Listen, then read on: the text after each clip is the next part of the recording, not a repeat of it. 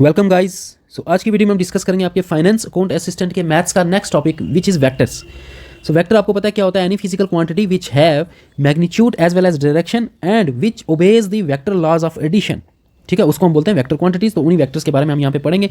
सो सबसे पहले पॉइंट आता है पोजीशन वेक्टर क्या होता है। तो किसी भी वेक्टर को आपने बस इतना याद रखना है, किसी भी वेक्टर को हम रिप्रेजेंट करते हैं इन दिस फॉर्म। ठीक है, किसी भी वेक्टर को हम रिप्रेजेंट करेंगे एक्स आई कैप प्लस वाई जे कैप प्लस जेड के कैप। यहाँ पे ये जो आई कैप जे कैप के कैप हैं ये यूनिट वेक्टर्स हैं। ये क्या है? Unit vectors. यूनिट वेक्टर उस वेक्टर को हम बोलते हैं यहाँ पे ये आई कैप जे कैप और ये के कैप, ये यूनिट वेक्टर है। यूनिट वेक्टर हम उनको बोलते हैं जिनका मैग्नीट्यूड 1 होता है। ठीक है, जिनका मैग्नीट्यूड कितना होता है? 1 होता है। फिर इनको यूज किस लिए करते हैं? अगर इनका मैग्नीट्यूड 1 है, क्योंकि 1 से मल्टीप्लाई करने पे कोई भी फर्क नहीं पड़ेगा। They are used to specify the direction. ये डायरेक्शन बताएंगे हमें। ठीक है, आई हो जाता है, आई वो वेक्टर यूनिट वेक्टर होता है जो एक्स एक्सिस की डायरेक्शन बताता है। जे वो यूनिट वेक्टर होता है जो वाई एक्सिस की डायरेक्शन बताता है। और के वो यूनिट वेक्टर हो जाता है जो जेड एक्सिस की डायरेक्शन आपको बताएगा। यहाँ पे हमने एक पॉइंट लिया हुआ पी जिसके कोऑर्डिनेट्स हैं एक्स वाई जेड। अगर आपके पास कोई भी पॉइंट है और उसके सिंपल स्केलर कोऑर्डिनेट्स दिए एक्स वाई जेड, तो जो वेक्टर को वो रिप्रेजेंट करेगा वो वेक्टर क्या हो जाएगा? वेक्टर हो जाएगा x I plus Y J plus Z के। ये फाइंड कैसे किया? जब भी हम वेक्टर को फाइंड करते हैं हमारे पास 2 पॉइंट्स होने चाहिए। उन 2 पॉइंट्स को ज्वाइन करने वाली लाइन जो होगी, जो वेक्टर होगा, उसको हम फाइंड करते हैं। फॉर एग्जांपल आपके पास 2 पॉइंट्स हैं। देखो पी पॉइंट के क्या कोऑर्डिनेट्स हैं? X Y Z. और यहाँ पे हमने ओरिजिन लिया, तो ओरिजिन के क्या कोऑर्डिनेट्स होते हैं? 0 0 0। तो अब ये वेक्टर सपोज ये वेक्टर ओ पी हमें फाइंड करना है। हमें क्या फाइंड करना है? O P. तो वो सिंपली क्या करना है आपको? फाइनल कोऑर्डिनेट्स में से इनिशियल कोऑर्डिनेट्स को माइनस करना है। That is x minus zero. X minus zero X ही होगा, साथ में आ जाएगा x डायरेक्शन वाला unit vector that is i। तो वही मैंने लिखा हुआ है यहाँ पे, देखो x i cap. Similarly y minus zero करेंगे तो y आएगा, तो y cap. z minus zero करेंगे तो z कैप आएगा। अब सपोज इस वेक्टर का आपको मैग्नीट्यूड फाइंड करना है, तो मैग्नीट्यूड फाइंड करने का ये फॉर्मूला है, सिंपल स्क्वायर रूट कर देना है और जो भी इसके कोफिशिएंट्स हैं एक्स वाई जेड उनका स्क्वायर कर देना है। So magnitude of a vector is equal to square root of X square plus Y square plus Z square. ये 2 बातें याद रख लो कि वेक्टर को रिप्रेजेंट कैसे करते हैं, इस तरह से रिप्रेजेंट करते हैं। और वेक्टर का जो मैग्नीट्यूड अगर फाइंड करना हो तो वो इस तरह से फाइंड करते हैं, उसको डिनोट करते हैं इस तरह से। मॉडुलस में वेक्टर को रखो या सिंपल ओपी लिखो। सिंपल जब आप वेक्टर को लिखोगे तो किस तरह से लिखोगे? जब वेक्टर को लिखोगे तो ऊपर एरो डालना है आपको। और वेक्टर के मैग्नीट्यूड को लिखोगे तो 2 तरीके से लिख सकते हो, या तो पूरा वेक्टर लिखो और उसको मॉड में रखो, it means this represents the magnitude of vector OP, या सिंपल ओपी भी लिख सकते हो। सिंपल ओपी भी लिख सकते हो, वो हो जाएगा मैग्नीट्यूड। एंड मैग्नीट्यूड का फॉर्मूला आपका हो जाएगा square root of X square plus Y square plus Z square. अब सपोज करो आपके पास 2 पॉइंट्स हैं जिनके कोऑर्डिनेट्स आपको दिए हुए हैं। एक पॉइंट है जिसके कोऑर्डिनेट है x1 y1 z1, और दूसरा पॉइंट है आपके पास जिसके कोऑर्डिनेट्स हैं x2 y2 z2। अब इनको, ये पॉइंट ए है, ये पॉइंट बी है। तो आपको अगर फाइंड करना हो वेक्टर ए बी, क्या फाइंड करना हो? Vector A B, that means vector joining 2 points. तो वेक्टर ए बी कैसे फाइंड करोगे? जैसे वेक्टर ओपी फाइंड किया। ओपी में बस ये डिफरेंस था, जो ओ पॉइंट था वो ओरिजिन लिया था, उसके कोऑर्डिनेट 0 0 थे। तो यहाँ पे वेक्टर ए बी क्या हो जाएगा? x2 minus x1। Simple coordinates final में से इनिशियल वाले माइनस कर दो। x2 माइनस x1, साथ में आएगा आई cap plus y2 minus y1, साथ में आपका क्या आ जाएगा? जे cap plus z2 minus z1, साथ में आपका क्या आ जाएगा? जो z डायरेक्शन को रिप्रेजेंट करता है यूनिट वेक्टर विच इज के cap. So vector joining 2 points को इस तरह से आप लिखोगे। ठीक है, सो इट मींस अगर आपको 2 पॉइंट्स के कोऑर्डिनेट्स दिए हो तो उनको जो लाइन जॉइन करेगी उसका वेक्टर अगर फाइंड करना है तो वो आप फाइंड कर सकते हो। सिंपली क्या करना है आपको? फाइनल में से इनिशियल वाले कोऑर्डिनेट्स माइनस करो और साथ में आई कैप जे कैप के कैप आ जाएगा आपका। सपोज आपको 2 कोऑर्डिनेट्स दिए हुए हैं। एक पॉइंट है ए जिसके कोऑर्डिनेट्स हैं आपके -2 1 3, और एक पॉइंट है आपके पास बी जिसके कोऑर्डिनेट्स हैं 1 2 4। आपको फाइंड करना है वेक्टर ए बी। तो मुझे बताओ वेक्टर ए बी क्या हो जाएगा? वेक्टर देखो ए से बी, इट मींस बी आपका फाइनल पॉइंट है, ए आपका इनिशियल पॉइंट है। ठीक है, बी फाइनल है, इट मींस बी में से बी के कोऑर्डिनेट्स को ए के कोऑर्डिनेट्स के साथ माइनस करना है। तो करो 1 माइनस, देखो 1 माइनस करेंगे और साथ में -2 आएगा, तो क्या आ जाएगा? 1 माइनस -2, और साथ में क्या आ जाएगा? आई कैप प्लस, फिर वाई कोऑर्डिनेट माइनस करो 2 माइनस 1, और साथ में क्या आ जाएगा? जो वाई डायरेक्शन को रिप्रेजेंट करता है unit vector which is J cap plus 4 minus 3 के कैप। तो ये आपका वेक्टर आ जाएगा विच इज इक्वल टू, ये माइनस माइनस प्लस हो जाएगा, which is 3 I cap plus 1 J cap, means सिर्फ जे कैप लिखेंगे, प्लस 1 नहीं आएगा, ये भी सिर्फ के कैप लिखेंगे। सो ये आपका वेक्टर आ गया। तो अगर आपको इस तरह से 2 पॉइंट्स दिए हों, उनके कोऑर्डिनेट स्केलर कोऑर्डिनेट्स दिए होंगे, तो उनका वेक्टर इस तरह से फाइंड करना है। सपोज इसी में आपको वेक्टर फाइंड करना होता B A, vector B A. तो वेक्टर बी ए, तो अब इनिशियल पॉइंट आपका बी हो जाएगा, फाइनल पॉइंट ए हो जाएगा। आप ए में से बी वाले माइनस कर रहे हैं, तो उल्टा करना है। देखो -2 माइनस 1 करेंगे तो -3 आई आ जाएगा, फिर 1 माइनस 2 करेंगे तो -1 आएगा, दैट इज माइनस जे हो जाएगा, फिर 3 माइनस 4 करेंगे वो भी -1 आएगा, दैट इज माइनस के हो जाएगा। सो यहाँ से एक बात आपको पता चल गई, दैट मीन्स कि वेक्टर ए बी जो होगा that is not equal to vector B A. तो ये आपको याद रखना इंपॉर्टेंट पॉइंट है, vector A B is not equal to vector B A. ठीक है, वेक्टर ए बी जो कभी भी वेक्टर बी ए के इक्वल नहीं होगा। लेकिन इन दोनों में अगर मैं डिफरेंस देखूं, मुझे बताओ इन दोनों में डिफरेंस क्या है? ये आ गया वेक्टर आपका ए बी, ये आपका वेक्टर आ गया बी ए। तो ध्यान से देखोगे तो सिर्फ एक माइनस का डिफरेंस है, कोफिशिएंट सेम है, यहाँ भी 3 आई है, यहाँ भी 3 आई है, यहाँ भी जे है, यहाँ भी जे है, यहाँ भी के है, यहाँ भी के है, यहाँ सारे प्लस के, यहाँ सारे माइनस के। इट मीन्स अगर मैं यहाँ से एक माइनस कॉमन ले लेता हूँ, यहाँ से एक माइनस कॉमन ले लेता हूँ, तो अंदर क्या बचेगा, साइन सबके अपोजिट हो जाएंगे, सभी माइनस के थे तो प्लस के हो जाएंगे, 3i प्लस जे प्लस के, तो ये तो बन गया A B, it is equal to minus A B. It means कोई भी वेक्टर ए बी होगा that will be equal to minus times B A. तो ये पॉइंट आपको याद रखना है, vector A B is always equal to minus times vector B A. तो इतनी बातें आपको याद रखनी है। First of all vector is represented in this form, ठीक है, X I plus Y J plus Z के, वेयर आई जे के जो जिनके ऊपर इस तरह से कैप होगी ना, जैसे इस तरह की कैप रिप्रेजेंट करती है यूनिट वेक्टर को, ठीक है। ये आई जे के यूनिट वेक्टर है, I represent the direction of X, J represent the direction of Y and K represent the direction of Z. अगर किसी वेक्टर का आपको मैग्नीट्यूड फाइंड करना है, सिंपली उसके जो कोफिशिएंट्स हैं उनका स्क्वायर कर दो और रूट कर दो, square root of X square plus Y square plus Z square. For example आपको मैं बोलता हूँ -2i plus 3j plus 3k, इस वेक्टर का मैग्नीट्यूड बताओ, तो आपको मैग्नीट्यूड क्या हो जाएगा, माइनस आई का कोफिशिएंट क्या है, आई का कोफिशिएंट है आपका -2, तो -2 का स्क्वायर कर दो, प्लस k का कोफिशिएंट क्या है 3, तो 3 का स्क्वायर कर दो, j का यहाँ पे कोफिशिएंट है ही नहीं तो j वाला लेना ही नहीं आपने, ठीक है। सो ये हो जाएगा 4 प्लस 3 का square 9, that is square root of 13 units, इसका मैग्नीट्यूड हो जाएगा। तो मैग्नीट्यूड फाइंड करना चाहिए। फिर अगर 2 पॉइंट्स के कोऑर्डिनेट्स गिवन हो और वेक्टर निकालना हो तो फाइनल में से इनिशियल वाले कोऑर्डिनेट्स को माइनस कर दो, आ जाएगा। And vector A B is always equal to minus time vector B A. Next topic आपका आ जाता है direction cosines and direction ratios. Very important, direction cosines क्या होते हैं। यहाँ फिगर में देखो हमने वही लिया हुआ, एक पॉइंट लिया है P जिसके कोऑर्डिनेट्स हैं एक्स वाई जेड, तो O को ज्वाइन करता है P, तो ये वेक्टर बन जाएगा OP।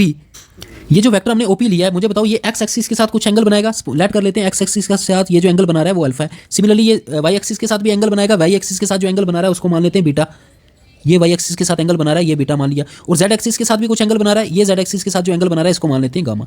तो जो भी वेक्टर एक्स एक्सिस के साथ, वाई एक्सिस के साथ और जेड एक्सिस के साथ एंगल बनाएगा उसको हम बोलेंगे डायरेक्शन। उसको, वो डायरेक्शन ही तो होती है, डायरेक्शन एंगल्स भी बोल सकते हैं, उसको बोलेंगे हम डायरेक्शन, उसको बोलेंगे हम डायरेक्शन एंगल्स, ठीक है। जो भी एंगल बनाएगा, फिर उन्हीं एंगल्स का कॉस ले लो तो वो हो जाएगा डायरेक्शन कोसाइंस।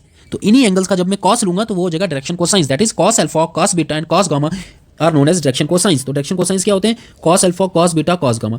अब और कॉस अल्फा की वैल्यू आपको याद रखनी है, कॉस अल्फा आपका हो जाएगा x upon r, where r is the magnitude of this vector. r यहाँ पे क्या है, r is magnitude, r is equal to square root of x square plus y square plus z square, ठीक है। अगर r इसका magnitude है तो cos अल्फा हो जाएगा x by R, cos beta हो जाएगा y बाई आर और cos गामा हो जाएगा आपका z बाई आर। और क्योंकि हम बार बार इन डायरेक्शन कोसाइंस को यूज करेंगे इसलिए हम cos alpha, cos beta, cos gamma बार बार नहीं लिखने वाले, तो इनको हम रिप्रेजेंट करेंगे। cos अल्फा वाले डायरेक्शन कोसाइन को हमेशा l से रिप्रेजेंट करेंगे, cos बीटा वाले डायरेक्शन कोसाइंस को m से डिनोट करेंगे और cos गामा वाले डायरेक्शन कोसाइन को हम हमेशा n से डिनोट करेंगे। तो डायरेक्शन कोसाइन समझ गए। कोई भी वेक्टर होगा वो एक्स एक्सिस के साथ जो एंगल बनाएगा, वाई एक्सिस के साथ जो एंगल बनाएगा और जेड एक्सिस के साथ जो एंगल बनाएगा, ये तीनों एंगल्स को हम बोलते हैं डायरेक्शन एंगल्स, ठीक है। और इन्हीं का कॉस ले लिया, इन एंगल्स को हमने अल्फा बीटा गामा से डिनोट किया, तो इन्हीं का कॉस लिया, cos alpha, cos beta, cos gamma, तो इनको हम बोलेंगे डायरेक्शन कोसाइंस। और कॉस अल्फा की value x by R, where r is the magnitude of that vector, ठीक है। कॉस बीटा की value y by R, cos gamma की value z by R. Cos alpha को रिप्रेजेंट करेंगे l से, cos beta को represent करेंगे m से, कॉस गामा को रिप्रेजेंट करेंगे n से। अब यहाँ पे देखो अगर मैं इन तीनों का सम निकालता हूँ, दैट इज इनका स्केयर्स का सम, l का स्केयर कर दिया प्लस m का स्केयर कर दिया प्लस n का स्केयर कर दिया, इसकी वैल्यू क्या आएगी मुझे बताओ। l किसके इक्वल है, x बाई आर, तो ये हो जाएगा x square by are square plus m का स्केयर करो y square by are square plus z n का स्केयर करो वो हो जाएगा z square by are square. R square देखो कॉमन है, आर स्केयर कॉमन हो जाएगा, ऊपर बचेगा x square plus Y square plus Z square और नीचे आ जाएगा आर स्केयर। और ये X square plus Y square plus Z square की वैल्यू क्या होगी, यहाँ से देखो, यहाँ से देखो आर, यहाँ स्केयरिंग बोथ साइड कर दो तो क्या हो जाएगा, यहाँ हो जाएगा आर स्केयर और यहाँ इसका भी स्केयर होगा बट स्केयर रूट कैंसिल, तो बचेगा x square plus Y square plus Z square. It means x square plus Y square plus Z square की जगह हम क्या पुट कर सकते हैं, आर स्केयर पुट कर सकते हैं। सो यहाँ पे आ जाएगा are square by are square which is equal to 1। So आपको याद रखना है डायरेक्शन कोसाइंस का स्केयर करके अगर हम सम कर दें आंसर ऑलवेज भी 1। So L square plus M square plus N square is equal to 1, या cos square alpha plus cos square beta plus cos square gamma always equal to 1 होगा। ये हमने यहाँ पे प्रूव भी कर दिया। ये हो गया डायरेक्शन कोसाइंस। अब डायरेक्शन रेशियोज क्या होती हैं।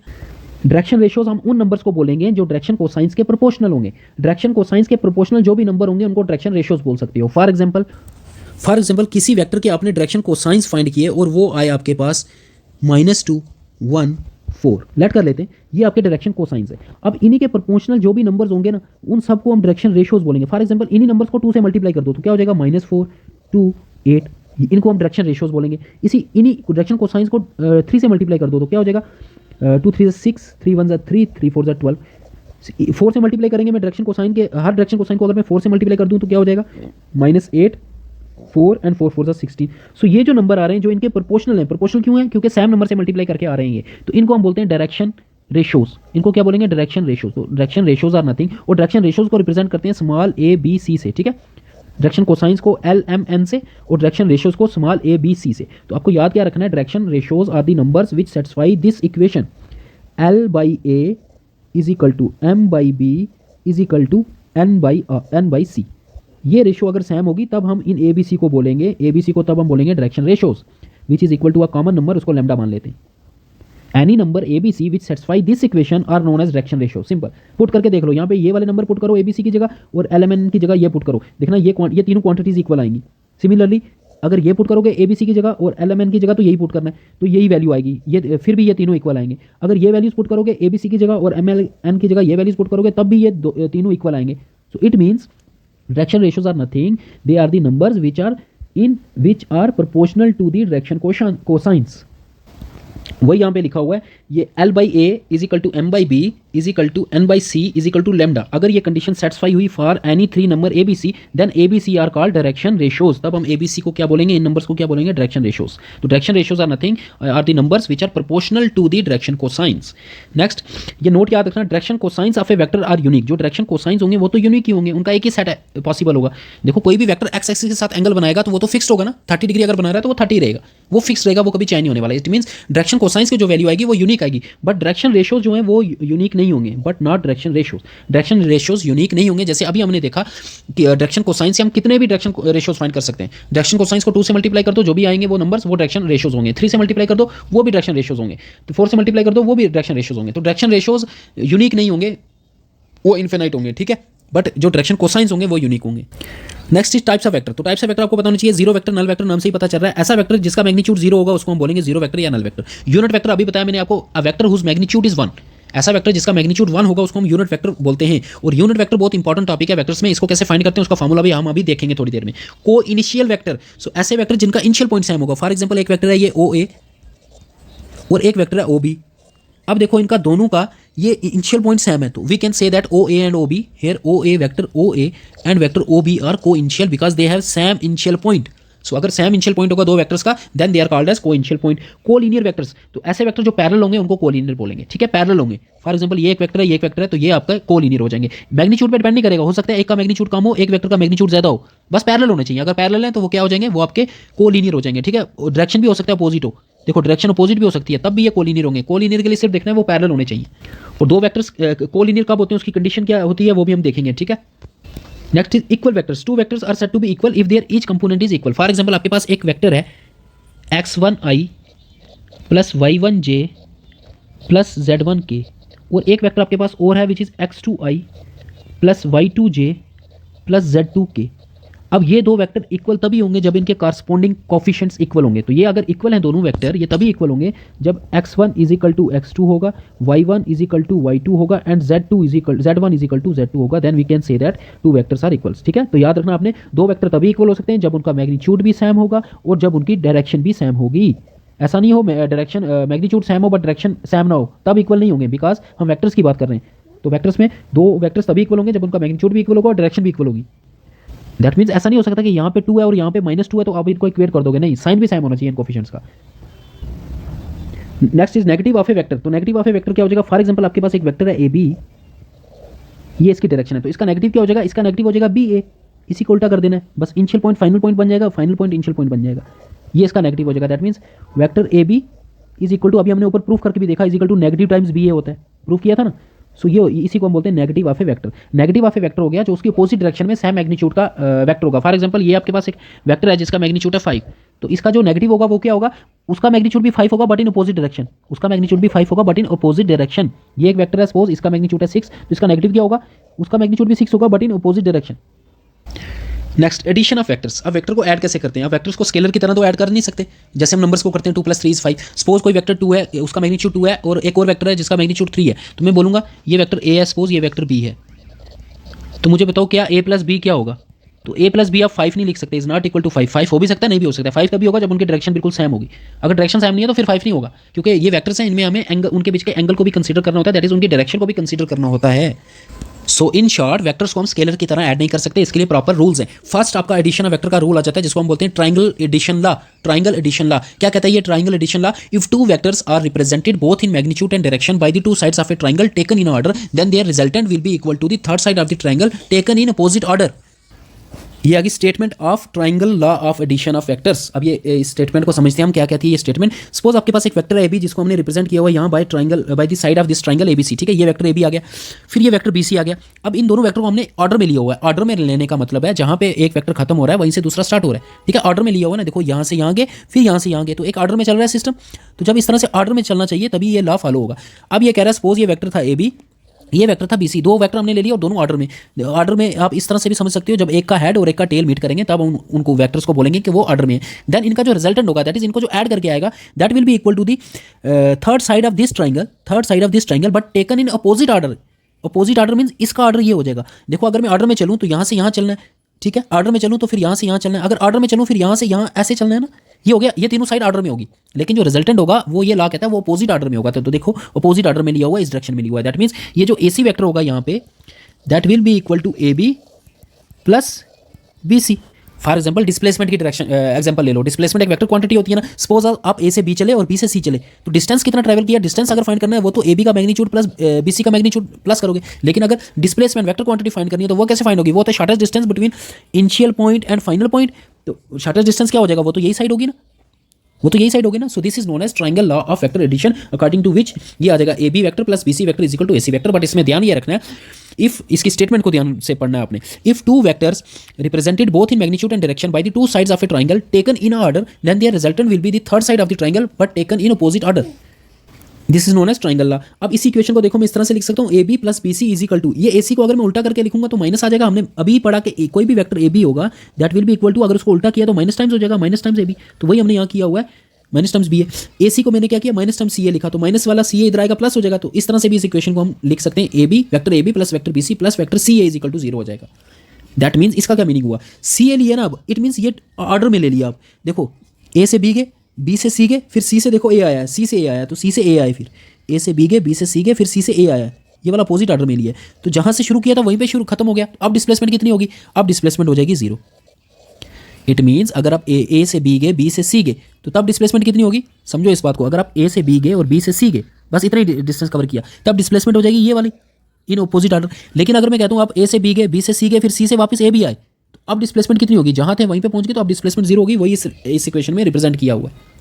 सिमिलरली एक आपका पैरेललोग्राम लॉ भी होता है, उसकी स्टेटमेंट भी याद रख लो, ठीक है। पैरेललोग्राम लॉ क्या कहता है, if two vectors are represented both in magnitude and direction by the two adjacent sides of a parallelogram. ये देखो ये हमने एक पैरेललोग्राम बना ली, ये आ गया वेक्टर आपका ए बी, ये आ गया B C. Then their resultant will be represented by the direction of represented by the diagonal of that parallelogram taken in opposite order. वही ट्रायंगल लॉ बन जाता है। बस इसको पैरेललोग्राम को कंप्लीट करो। ये देखो इस पैरेललोग्राम को अगर मैं कंप्लीट करूँ तो तब ये पैरेललोग्राम लॉ बन जाएगा। प्रॉपर्टीज ऑफ वेक्टर एडिशन, तो ये कुछ वेक्टर एडिशन की प्रॉपर्टीज हैं, याद रखना है। तो वेक्टर एडिशन जो है कम्यूटेटिव होती है, दैट इज दो वेक्टर को ऐड करेंगे, अगर ए वेक्टर प्लस बी वेक्टर या बी वेक्टर प्लस ए वेक्टर करेंगे तो सेम ही आने वाला है आंसर, ठीक है। एसोसिएटिव भी होती है। एसोसिएटिव का मीन्स अगर मैंने ए और बी को पहले ऐड किया फिर उनमें सी को ऐड किया, या फिर पहले बी और सी को ऐड किया फिर उनमें ए को ऐड किया, तो सेम आंसर आने वाला है। एसोसिएटिव मतलब ब्रैकेट्स लगाने की हमें जरूरत ही नहीं, ठीक है, क्योंकि एसोसिएटिव होता है तो हम सिंपल ए प्लस बी प्लस सी, अब जिस मर्जी को पहले ऐड करो, जिन मर्जी दो को ऐड करो फिर तीसरे को ऐड करो, आंसर सेम आने वाला है। मल्टीप्लिकेशन बाय स्केलर, अगर किसी स्केलर से मल्टीप्लाई करते हो किसी वेक्टर को तो सिंपल स्केलर बाहर आ जाएगा, उसका मैग्नीट्यूड आ जाएगा, उसको हम मल्टीप्लाई कर सकते हैं। स्केलर को उसी तरह मल्टीप्लाई करना है जैसे हम स्केलर्स में करते हैं। दैट मीन्स अगर 3 टाइम्स कोई वेक्टर हुआ जैसे 2i plus 3j plus k, तो सिंपली ये 3 जब अंदर मल्टीप्लाई होगा सबके साथ मल्टीप्लाई हो जाएगा, तो आपके पास आ जाएगा 6i plus 9j plus 3k। Next unit vector, अगर सपोज आपको एक यूनिट वेक्टर फाइंड करना है इन the direction of A given vector, आपको एक वेक्टर गिवन दिया है ए, आपको एक वेक्टर दिया है ए, आपको एक यूनिट वेक्टर फाइंड करना है जिसकी डायरेक्शन वही होगी जो ए की डायरेक्शन है, जो वेक्टर ए की डायरेक्शन है, that will be equal to vector A divided by magnitude of vector A. It means आप यूनिट वेक्टर फाइंड कर सकते हो, उसका फॉर्मूला ये है, इसको याद रख लो, ये मोस्ट इंपॉर्टेंट है, ठीक है। Unit vector in the direction of any vector will be equal to vector divided by magnitude of that vector. It means अगर आपको एक वेक्टर गिवन हो तो आप यूनिट वेक्टर फाइंड कर सकते हो by using this formula. For example आपको एक वेक्टर गिवन है 2i plus j minus 3k, आपको एक वेक्टर दिया है ए बी, आपको एक यूनिट वेक्टर फाइंड करना है इन the direction of this vector, मतलब अगर इस वेक्टर की ये डायरेक्शन है ए बी, तो यूनिट वेक्टर जो फाइंड करोगे ए बी, यूनिट वेक्टर के ऊपर ऐसा उसकी डायरेक्शन भी यही होगी, ठीक है। तो वो कैसे फाइंड करोगे, वो आ जाएगा आपके पास यूनिट वेक्टर ए बी। अब यूनिट वेक्टर फाइंड कर रहे हैं तो ऊपर ये कैप वाला symbol, unit vector A B will be equal to, यही फॉर्मूला लगाओ, vector A B upon magnitude of vector A B.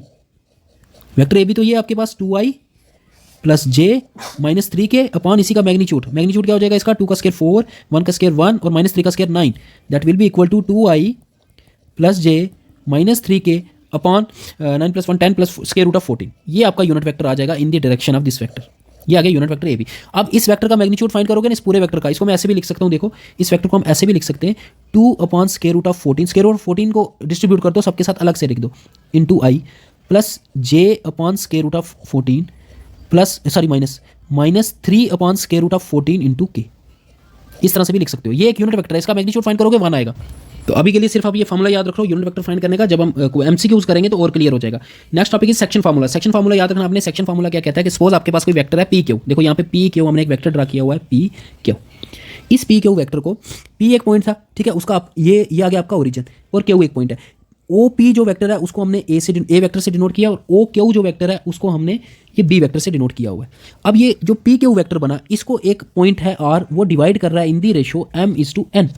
अब सपोज आपको ये वेक्टर फाइंड करना है ओ आर जो इसको डिवाइड कर रहा है। ओ आर क्या होगा, आपको ये वेक्टर गिवन होगा ए, ये वेक्टर भी गिवन होगा और एक पॉइंट गिवन होगा आर जो पी क्यू वेक्टर को डिवाइड कर रहा होगा इन दी रेशियो m/n। तो O R vector will be equal to, ये फॉर्मूला हो जाएगा, vector O R will be equal to m times b plus n times a upon m plus n। अभी सिर्फ ये फॉर्मूला याद रख लो। अगर ये इंटरनली डिवाइड कर रहा है, देखो अंदर से डिवाइड कर रहा है ना इसको m/n में, मतलब एक्चुअली डिवाइड कर रहा है, ये पॉइंट है यहाँ पे है ये पॉइंट, ये अगर डिवाइड कर रहा है m/n की रेशियो में, ठीक है। और अगर एक्सटर्नली डिवाइड करें, एक्सटर्नली डिवाइड करने का क्या मीनिंग हुआ, अब देखो आपके पास जो पी क्यू वेक्टर है वो ये है पी क्यू वेक्टर और ये आर पॉइंट इस पे है ही नहीं है, इसके बाहर है, इस लाइन के बाहर है कहीं पे, वहां से इसको डिवाइड कर रहा है। देखो m, ये पूरा डिस्टेंस है m, ये वाला पूरा डिस्टेंस है m और ये m/n की रेशियो में पी क्यू को डिवाइड कर रहा है एक्सटर्नली। इसको बोलते हैं एक्सटर्नली डिवीजन, एक्सटर्नली डिवाइड कर रहा है, मतलब आर खुद जो है वो पी क्यू के ऊपर नहीं है, कहीं बाहर है। लेकिन वहां से अगर हम आर से पी का डिस्टेंस देखें m और आर से क्यू का डिस्टेंस देखें n, तो वो इस पी क्यू को एक्सटर्नली डिवाइड कर रहा है, तब हम बोलेंगे पी क्यू को एक्सटर्नली डिवाइड कर रहा है इन दी रेशियो ऑफ m/n।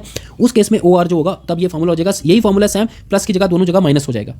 अब सपोज इसी सेक्शन फार्मूले में अगर ये मिड पॉइंट होता, किसी क्वेश्चन में दे देगा कि ये आर जो है मिड पॉइंट है, तो उस केस में मिड पॉइंट के चक्कर, मिड पॉइंट वाले केस में सीधा हो जाएगा B vector A vector divided by 2। Put करके देख लो, मिड पॉइंट का मतलब हो गया एम और एन दोनों इक्वल हो जाएंगे।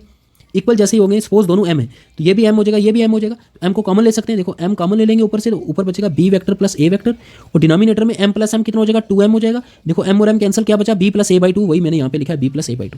सिमिलरली यहाँ पे हो जाएगा आपके पास b माइनस, अच्छा इस केस में तो मिड पॉइंट हो ही नहीं सकता क्योंकि एक्सटर्नली डिवाइड कर रहा है, आर पॉइंट पी क्यू पे है ही नहीं, तो मिड पॉइंट कैसे, मिड पॉइंट तो पी क्यू के ऊपर ही होगा ना। सो इस केस में मिड पॉइंट का क्वेश्चन ही होगा, मिड पॉइंट का क्वेश्चन सिर्फ यहाँ पे मिलेगा आपको। नेक्स्ट आगे हमने देख लिया कि एडिशन कैसे करते हैं दो वेक्टर्स को, ठीक है। सब्ट्रैक्शन भी देख लो, सब्ट्रैक्शन ईजी है, जैसे एडिशन करते हैं वैसे ही सब्ट्रैक्शन करते हैं। फॉर एग्जांपल आपको a माइनस बी फाइंड करना है, तो a माइनस बी फाइंड करने के लिए हम इसको क्या मैं ऐसे लिख सकता हूँ, a प्लस माइनस सिर्फ b के साथ रखा, तो सिंपल है ना, करनी एडिशन ही है, बस a की माइनस b के साथ एडिशन करनी है। तो एडिशन जैसे सीखी है वैसे ही सब्ट्रैक्शन भी हो जाती है एडिशन को यूज करके। अब हम देखेंगे दो वेक्टर्स को मल्टीप्लाई कैसे करते हैं, विच इज मोस्ट इंपॉर्टेंट, ठीक है। प्रोडक्ट ऑफ टू वेक्टर्स, तो दो तरह के हमारे पास प्रोडक्ट्स होते हैं, ठीक है। वेक्टर्स को दो तरीके से मल्टीप्लाई कर सकते हैं, एक को बोलते हैं डॉट प्रोडक्ट, एक होता है वेक्टर प्रोडक्ट, ठीक है। टू टाइप्स ऑफ प्रोडक्ट्स, एक होता है डॉट प्रोडक्ट। तो पहले हम देखते हैं डॉट प्रोडक्ट क्या होता है। डॉट प्रोडक्ट, तो अगर दो वेक्टर्स हैं आपके पास तो उनका जो डॉट प्रोडक्ट होएगा उसकी डेफिनेशन है that will be equal to magnitude of vector A into magnitude of vector B into cos theta. For example आपके पास ये वेक्टर था ए और ये वेक्टर था बी, अब इनका डॉट प्रोडक्ट फाइंड करना है और इनके बीच का एंगल है थीटा, तो इनका डॉट प्रोडक्ट हो जाएगा वेक्टर ए का मैग्नीट्यूड इंटू वेक्टर बी का मैग्नीट्यूड करना है और इंटू कॉस थीटा। मतलब डॉट प्रोडक्ट जब भी फाइंड करोगे तो आपको वेक्टर ए और वेक्टर बी और उनके बीच का एंगल गिवन होगा, तो सिंपल ये फॉर्मूला लगाना है, डॉट प्रोडक्ट निकल जाएगा, ठीक है। ये फॉर्मूला याद रखना है। अब डॉट प्रोडक्ट की मोस्ट इंपॉर्टेंट प्रॉपर्टीज है, ये भी आपको याद रखनी है। Dot product of two vector is a scalar. पहली बात, जब भी दो वेक्टर्स का हम डॉट प्रोडक्ट करते हैं, आंसर जो आता है दैट इज ये जो आंसर आएगा आपका ये पूरा, इसको जब सॉल्व करोगे ये एक स्केलर आएगा। यहाँ पे देखो डायरेक्शन है, कहीं पे डायरेक्शन नहीं है, ये मैग्नीट्यूड है, तो मैग्नीट्यूड तो एक नंबर को रिप्रेजेंट करता है, ये मैग्नीट्यूड है, ये भी नंबर को रिप्रेजेंट करेगा। कॉस थीटा की वैल्यू भी एक नंबर ही होती है, सो यहाँ पे कोई भी डायरेक्शन नहीं है। It means dot product of two vector वो स्केलर होता है, ठीक है। जब भी दो वेक्टर्स का हम डॉट प्रोडक्ट करते हैं आंसर एक स्केलर आता है। सेकंड पॉइंट, अगर ए डॉट बी जीरो हुआ that means A is perpendicular to B. A dot B अगर जीरो हुआ तो ए, अगर ए और बी दोनों नॉन जीरो वेक्टर हैं, याद रखना, अगर ए और बी दोनों नॉन जीरो वेक्टर हैं और ए डॉट बी जीरो आ रहा है दैट मीन्स ए जो है बी के परपेंडिकुलर है। यहाँ से भी आप ये फाइंड कर सकते हो। देखो अगर ए डॉट बी जीरो आ रहा है, जीरो तभी आएगा जब कॉस, क्योंकि मैंने बोला ए और बी दोनों नॉन जीरो हैं, तो ये तो जीरो नहीं हो सकते, तो जीरो तभी आएगा जब कॉस थीटा जीरो होगा। तो कॉस थीटा जीरो कितने भी होता है, कॉस थीटा 90 डिग्री पे जीरो होता है। तो ये आपको याद रखना है कि जब भी दो वेक्टर्स का डॉट प्रोडक्ट जीरो होगा दैट मीन्स वो दोनों परपेंडिकुलर हैं। नेक्स्ट आ जाओ, अगर मैं यूनिट वेक्टर का डॉट प्रोडक्ट करता हूँ, आई डॉट आई करता हूँ या जे डॉट जे करता हूँ या के डॉट के करता हूँ, वो हमेशा 1 आएगा। देखो आई का डॉट करना है आई के साथ, आई का डॉट करना है आपको आई के साथ। डेफिनेशन लगाओ, ये वाला फार्मूला लगाओ। क्या होता है, पहले वेक्टर का मैग्नीट्यूड तो आई का मैग्नीट्यूड, फिर दूसरे वेक्टर का मैग्नीट्यूड आई का मैग्नीट्यूड, फिर कॉस ऑफ इनके बीच का एंगल, क्योंकि ये सेम वेक्टर है तो इनके बीच का एंगल कितना होगा 0 डिग्री, क्योंकि ये यूनिट वेक्टर है तो इनका मैग्नीट्यूड 1 होगा, इसका मैग्नीट्यूड 1, इसका मैग्नीट्यूड 1 और कॉस 0 डिग्री की वैल्यू भी 1 होती है, सो 1 × 1 × 1 इज 1। समझ गए। सो ये आपको याद रखना है डायरेक्ट, ये आपको मैंने प्रूव भी करके बता दिया। आई डॉट आई हो, जे डॉट जे हो या के डॉट के हो, वो 1 आएगा। लेकिन अगर किसी एक यूनिट वेक्टर का दूसरे के साथ जब आप करोगे डॉट प्रोडक्ट तो वो 0 आएगा। फॉर एग्जांपल आई का जे के साथ करो यूनिट वेक्टर और डॉट प्रोडक्ट, जे का के साथ करोगे या के का आई के साथ करोगे, आंसर 0 आएगा। बिकॉज क्यों 0 आएगा, यही डेफिनेशन लगाओ, क्योंकि आई और जे के बीच में कितना एंगल होगा, 90 डिग्री का। देखो ना, आई क्या रिप्रेजेंट करता है, आई रिप्रेजेंट करता है एक्स एक्सिस की डायरेक्शन को, जे रिप्रेजेंट करता है वाई एक्सिस की डायरेक्शन को, जेड के रिप्रेजेंट करता है जेड एक्सिस की डायरेक्शन को। तो ये तीनों एक्सिस तो एक दूसरे पे परपेंडिकुलर होती है। सो इट मींस इन दोनों के बीच का एंगल 90 डिग्री आ जाएगा। तो यहाँ पे जब मैं cos 90 पुट करूँगा, cos 90 तो 0 होता है, तो ये पूरा 0 हो जाएगा। ठीक है, सो ये आपको याद रखना है। नेक्स्ट आपको याद रखना है जो डॉट प्रोडक्ट होता है वो कम्यूटेटिव होता है, that is A dot B is equal to B dot A होता है। इसकी एग्जांपल आगे, जैसे वर्क डन जो होता है, work done is equal to होता है dot product of force into displacement, that is equal to force का मैग्नीट्यूड डिस्प्लेसमेंट का मैग्नीट्यूड इनटू उनके बीच का एंगल cos थीटा। आपने 9th क्लास में पढ़ा होगा work done is equal to force into distance. तो फोर्स इनटू डिस्टेंस नहीं होता, एक्चुअली वो फोर्स और डिस्प्लेसमेंट का डॉट प्रोडक्ट होता है, that is F into S into cos theta. 9th class में जो आपने पढ़ा था, इस cos थीटा को आपने स्किप किया था, क्योंकि वहां पे जो भी आपने मोशन पढ़ा था, जिस डायरेक्शन में फोर्स लग रही है उसी डायरेक्शन में मोशन हो रहा है, तब क्योंकि थीटा 0 डिग्री हो जाएगा उस केस में। अगर थीटा 0 है, यहाँ पे 0 पुट करो तो एफ एस इंटू cos 0 तो 1 होता है, तो ये वैल्यू 1 हो जाती है। तो सिंपल वर्क डन आता है force into distance, force into displacement आ जाता है। लेकिन एक्चुअल में वर्क डन किसके इक्वल होता है, it is equal to dot product of force into displacement, that is force into displacement into cos theta. So work done is equal to the dot product of force and displacement. Next type of product is cross product. So दो vector का जो cross product होता है उसकी definition होती है magnitude of A magnitude of B, वहाँ पे cos थीटा डॉट प्रोडक्ट में, यहाँ पे sin थीटा है, बस इतना डिफरेंस है। और साथ में एक यूनिट वेक्टर आएगा n। It means unit vector क्यों आया, because cross product of two vector is also a vector. अगर दो वेक्टर का क्रॉस प्रोडक्ट करोगे तो आंसर जो आएगा वो भी एक वेक्टर क्वांटिटी होगी। उस वेक्टर क्वांटिटी की डायरेक्शन रिप्रेजेंट करने के लिए ये हमने साथ में एक यूनिट वेक्टर लिखा है n, where n is a unit vector. और इस n यूनिट वेक्टर की डायरेक्शन क्या होगी, it is perpendicular to the plane containing both A and B. For example A vector ये है, बी वेक्टर ये है, ठीक है, ये आपके पास ए वेक्टर है, ये आपके पास बी वेक्टर है, इनके बीच का एंगल है थीटा। अब आपको निकालना है cross product, that is A cross B.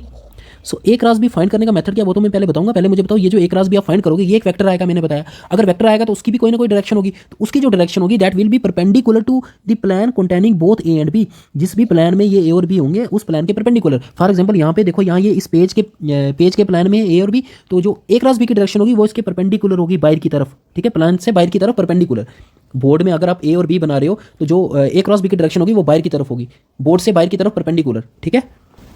अब दो वेक्टर्स का क्रॉस प्रोडक्ट फाइंड करने का मेथड आपको आना चाहिए। अगर आपके पास दो वेक्टर्स हैं, सपोज वेक्टर ए है आपके पास x, उसको रिप्रेजेंट किया हमने इस तरह से x1i plus y1j plus z1k, और वेक्टर बी है x2i plus y2j plus z2k, then इनका क्रॉस प्रोडक्ट हो जाएगा determinant of i j k x1 y1 z1 x2 y2 z2। इस डिटर्मिनेंट को सॉल्व करना है, वही आपका क्रॉस प्रोडक्ट हो जाएगा। अब डिटर्मिनेंट को कैसे सॉल्व करते हैं आपको आना चाहिए। मैट्रिक्स एंड डिटर्मिनेंट भी आपका एक टॉपिक है, सिंपल है। देखो क्या करना है, आई को लिखना है, पहले ये फर्स्ट रो ले ली, इसको फर्स्ट रो के अलोंग में ओपन कर रहा हूँ, तो आई को लिख दिया ब्रैकेट। अब ये आई वाला रो, ये आई वाली रो, देखो ये आई वाली रो और आई वाला कॉलम छोड़ दो, बचेंगे ये चार एलिमेंट, ये वाले चार एलिमेंट बचेंगे ना। आई वाला रो और आई वाला कॉलम छोड़ दो, ये वाले चार एलिमेंट, इनको क्रॉस मल्टीप्लाई कर दो, तो y1 इंटू z2 आ जाएगा, y1 z2 और बीच में माइनस, फिर इनको क्रॉस मल्टीप्लाई कर दो, y2 z1, ठीक है। फिर इसके साथ प्लस लेना, इसके साथ माइनस लेना, इसके साथ प्लस लेना, ये याद रखना। अब जे के साथ माइनस आएगा तो साथ आ जाएगा माइनस जे। अब जे वाला कॉलम और जे वाली रो को छोड़ दो। सो जे वाला कॉलम और जे वाली रो को छोड़ दिया तो कौन से चार एलिमेंट बचते हैं, दो ये बचेंगे और दो ये बचेंगे, इनको क्रॉस मल्टीप्लाई कर दो, तो z2 x1 that is x1 z2 और बीच में माइनस, फिर इसको इसके साथ क्रॉस मल्टीप्लाई कर दो, x2 z1, फिर k के साथ प्लस आएगा तो प्लस k इंटू, अब k का आपको रो और कॉलम छोड़ दो। सो ये क्या आ गया, k का कॉलम, ये कॉलम भी छोड़ दिया, रो भी छोड़ दिया, तो कौन से चार एलिमेंट बचेंगे, ये वाले चार एलिमेंट बचेंगे, इनको क्रॉस मल्टीप्लाई कर दो। सो x1 y2 minus x2 y1। तो इस तरह से एक डिटर्मिनेंट को हम सॉल्व करते हैं, तो ये आपका आंसर आ जाएगा। यहाँ पे ये x1 y1 z1 जो वेरिएबल्स में दिए हैं, जब क्वेश्चंस होगा तो यहाँ पे तो एक्चुअली कोफिशिएंट्स होंगे, नंबर्स होंगे, तो उन नंबर्स को मल्टीप्लाई करके ये भी एक नंबर आएगा, ये भी एक नंबर आएगा, ये भी एक नंबर आएगा, तो आपके पास वेक्टर आ जाएगा। So cross product any two vectors is given by this determinant. जब हम एमसीक्यू, देखो सारे कंसेप्ट वेक्टर्स के मैं यहाँ पे डिस्कस नहीं कर सकता, आपको सिर्फ ये वाले कंसेप्ट याद रखने और नेक्स्ट वीडियो देखनी है एमसीक्यू में। मैक्सिमम कंसेप्ट वहाँ पे आपके क्लियर होंगे जब हम इन पे एमसीक्यूज करेंगे। क्रॉस प्रोडक्ट की अब ये कुछ प्रॉपर्टीज है आपको याद नहीं है। Cross product of two vector is a vector, ये मैंने पहले बता दिया। दो वेक्टर का डॉट प्रोडक्ट करोगे तो आंसर स्केलर आएगा, बट दो वेक्टर्स का क्रॉस प्रोडक्ट करोगे आंसर वेक्टर आएगा। और उस वेक्टर की डायरेक्शन क्या होगी, जो आंसर आएगा उसकी डायरेक्शन होगी perpendicular to the plane containing both A and b, ठीक है। अगर क्रॉस प्रोडक्ट जीरो, अगर डॉट प्रोडक्ट जीरो, मैंने क्या बताया, दोनों के बीच में एंगल 90 डिग्री का होगा, परपेंडिकुलर होंगे। बट अगर क्रॉस प्रोडक्ट जीरो है तो दोनों पैरेलल होंगे, क्यों, क्योंकि कॉस की जगह यहाँ पे साइन है, देखो कॉस की जगह यहाँ पे क्या है, साइन है। अगर क्रॉस प्रोडक्ट अगर जीरो हुआ, जीरो तभी होगा अगर ए और बी दोनों नॉन जीरो वेक्टर हैं, मैं ये मान के चल रहा हूँ ए और बी दोनों नॉन जीरो वेक्टर हैं, तो और तब उनका क्रॉस प्रोडक्ट जीरो आ रहा है। तो जीरो, क्योंकि ए और बी दोनों नॉन जीरो वेक्टर हैं तो उनका मैग्नीट्यूड तो कुछ ना कुछ रहेगा, मतलब मैग्नीट्यूड ऑफ ए की भी कुछ ना कुछ वैल्यू होगी, इसकी भी कुछ ना कुछ वैल्यू होगी। फिर ये जीरो कब होगा? ये जीरो होगा साइन थीटा की वजह से। सो अगर साइन थीटा जीरो होगा तभी ये जीरो होगा, और साइन थीटा जीरो कब होता है? साइन थीटा जीरो पे ही जीरो होता है। सो थीटा की वैल्यू 0 डिग्री हो जाएगी। दैट मीन्स दोनों वेक्टर पैरेलल आएंगे। जैसे वहाँ पे हमने पढ़ा कि ये यूनिट वेक्टर का जब खुद के साथ डॉट प्रोडक्ट करते हो तो आंसर 1 आता है, लेकिन क्रॉस प्रोडक्ट करोगे आंसर 0 आएगा। क्यों 0 आएगा? देखो आई को मैं क्रॉस करता हूँ वाई के साथ, लगाओ डेफिनेशन क्रॉस प्रोडक्ट की, क्या आएगा? आई का मैग्नीट्यूड इंटू फिर आई का मैग्नीट्यूड इंटू इनके बीच का जो एंगल होगा उसका साइन थीटा, और ये सेम वेक्टर है तो इनके बीच का एंगल तो 0 डिग्री होगा, तो साइन 0 डिग्री। ये क्योंकि यूनिट वेक्टर है तो इसका मैग्नीट्यूड 1, ये यूनिट वेक्टर है इसका मैग्नीट्यूड 1, और साइन 0 डिग्री की वैल्यू तो 0 होती है, तो आंसर क्या आएगा? 0 आएगा। तो ये आपको डायरेक्ट याद रखना है, आई क्रॉस आई हो, जे क्रॉस जे हो, के क्रॉस के हो, वो 0 आएगा।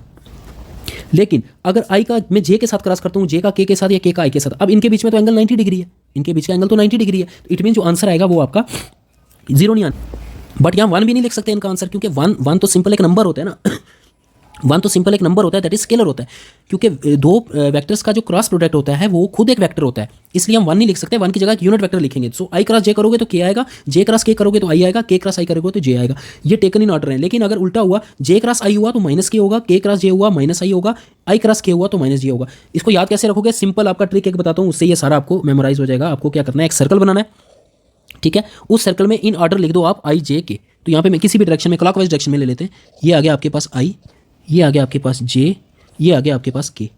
अब जिस डायरेक्शन में ये लिए हैं अगर उसी डायरेक्शन में प्रोडक्ट है तो पॉजिटिव आंसर आएगा, नहीं तो नेगेटिव आएगा। फॉर एग्जांपल देखो, आई का इसी डायरेक्शन में ले रहा हूँ, आई का जे के साथ क्रॉस किया तो आंसर के आएगा, नेक्स्ट वाला आंसर आएगा और पॉजिटिव आएगा। देखो आई का जे के साथ किया तो के आया, क्योंकि इसी डायरेक्शन में ले रहा हूँ जिस डायरेक्शन में मैंने यूनिट वेक्टर लिए हैं।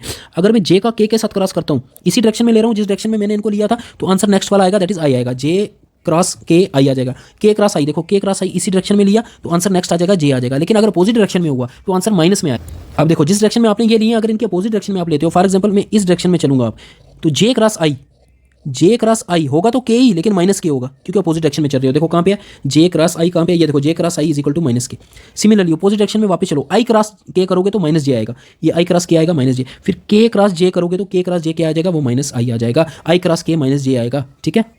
नेक्स्ट जैसे हमने देखा कि जो डॉट प्रोडक्ट होता है वो कोमोटेटिव होता है, that is A dot b जो होता है वो बी डॉट ए के इक्वल होगा। लेकिन क्रॉस प्रोडक्ट में ऐसा नहीं होता, क्योंकि क्रॉस प्रोडक्ट में आंसर जो आता है वो खुद एक वेक्टर आता है, तो वेक्टर की क्वांटिटी, वेक्टर की प्रॉपर्टी को वो सेटिस्फाई करेगा।